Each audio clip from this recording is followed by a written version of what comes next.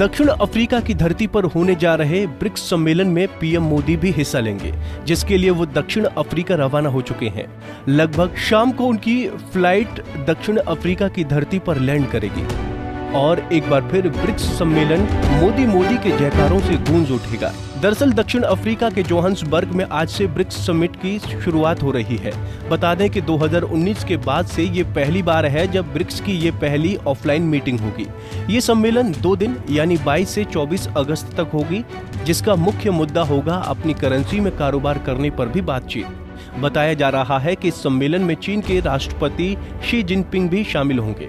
PM का दक्षिण Africa दौरा मुख्यतः 2 कारणों बेहद ही खास माना जा रहा है। पहला कारण है अफ्रीका में भारत की पकड़ को मजबूत करना और दूसरा शी जिनपिंग से मुलाकात। हालांकि अभी तक ये साफ नहीं हो पाया है कि क्या ब्रिक्स से इतर प्रधानमंत्री मोदी और चीनी राष्ट्रपति शी जिनपिंग के बीच बातचीत होगी या नहीं। गौरतलब है कि पीएम मोदी और शी जिनपिंग की आखिरी बार मुलाकात पिछले साल नवंबर में G20 बैठक के दौरान हुई थी। ऐसा माना जाता है कि दक्षिण अफ्रीका 5वां ऐसा देश है जिस पर चीन का सबसे ज्यादा प्रभाव है। यह खुलासा ताइवान की एक एजेंसी डबल थिंक्स लैब्स ने किया है और यही वजह है कि भारत ने अब अफ्रीका में चीन को मात देने की तैयारी कर ली है। आइए जानते हैं कि आखिरकार ब्रिक्स समिट है क्या। ब्रिक्स दुनिया की 5 सबसे तेज अर्थव्यवस्थाओं का ग्रुप है। ब्रिक्स का हर एक अक्षर एक देश का प्रतिनिधित्व करता है। ब्रिक्स का मतलब है ब्राजील, रूस, इंडिया, चीन, साउथ अफ्रीका। साल 2006 में पहली बार ब्रिक्स देशों की बैठक हुई।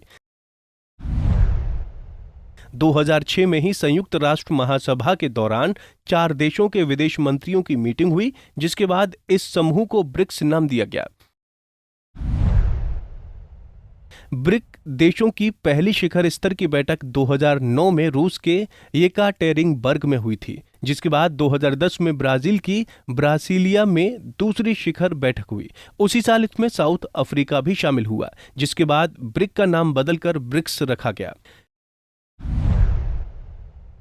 ब्रिक्स शब्द का इस्तेमाल 2001 में गोल्डमैन सैक्स के अर्थशास्त्री जिम ओनिल ने एक रिसर्च पेपर में किया था। ब्रिक्स का हेडक्वार्टर चीन के शंघाई में है। ब्रिक्स की इसकी समिट हर साल होती है। इस समिट में सभी 5 देशों के राष्ट्र प्रमुख शामिल होते हैं। इसकी मेजबानी हर साल अलग अलग देश करता है जो इसमें शामिल है। इस बार साउथ अफ्रीका इसकी मेजबानी कर रहा है।